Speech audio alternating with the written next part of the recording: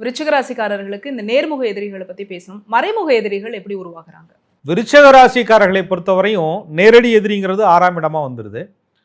அந்த 6ஆம் அதிபதி அஷ்டமாதிபதியோடு 8ஆம் அதிபதியோடு தொடர்பில் நிற்கும் போது சுய ஜாதக கட்டத்தில் லக்னத்திற்கு 8ஆம் அதிபதி அவருடைய நிலையை பொறுத்து லக்னத்தை பார்க்கும் பொழுதுதான் மறைமுக எதிரிகள் அந்த தசா புத்தி காலங்களில் ஒரு ராசிக்கு உருவாகும்.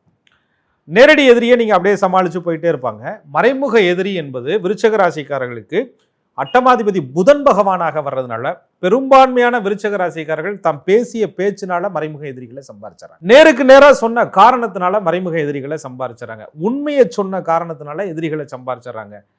இவங்க பேசின ஒரு பேச்சை தப்பாக திரித்து ஒருத்தர் தூது சொல்றதுனால, ஏன்னா புதன்கிறது கம்யூனிகேஷனை குறிக்கிறது, இவங்க ஒன்று சொன்னாங்கன்னா அதை இன்னொன்னா திரித்து சொல்லக்கூடிய நயவஞ்சகர்களால் விருச்சிக ராசிக்காரர்கள் மறைமுக எதிரிகளை சம்பாதித்துக் கொள்கிறாங்க. எழுத்துப்பூர்வமா நம்பிக்கையின் அடிப்படையில் எங்க போயிட போகுதுன்னு அசால்ட்டாக ஹேண்டில் பண்ண எல்லா விஷயமும் விருச்சிக ராசிக்காரர்களுக்கு மறைமுக எதிரியை உருவாக்குது.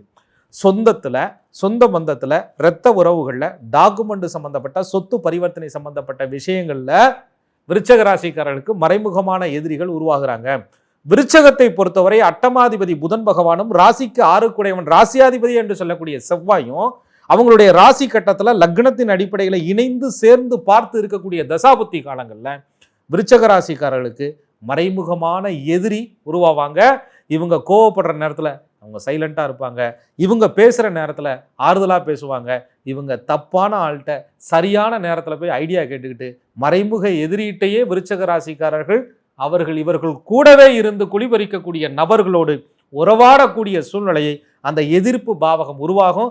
அண்ணன் தானே, தம்பி தானே, சகோதரன் தானே, மாமன் தானே, மச்சினன் தானே நினைச்சு பழகின விருச்சிக ராசிக்காரர்களுக்கு அவன் தாயா பெரிய குழியா வெட்டி விட்டு போயிட்டான் மாதிரி அகால பாதாளத்துல கொண்டு போய் விருச்சிக ராசிக்காரர்களை அவர்கள் நுணுக்கமான கம்யூனிகேஷன் அறிவுனால, பொய் சாட்சி சொன்னதுனால, கோல் சொன்ன காரணத்தினால, தூது போன காரணத்தினால, தப்பா இவர்களை பிரகடனப்படுத்தின காரணத்தினால விருச்சிக ராசிக்காரர்களுக்கு மறைமுக எதிரிகளை விருச்சிக ராசிக்காரர்கள் நேர்முகமான எதிரிகளை விட, அதாவது எதிரி கூட நேர்மையா இருக்குன்னு நினைக்கக்கூடிய விருச்சிக ராசிக்கு மறைமுகமான எதிரிகள் சூதுனால மட்டும்தான் விருச்சிக ராசிக்காரர்களை டச் பண்ண முடியுமே தவிர நேரடியா தலையையோ கையையோ பிடிக்கவே முடியாது.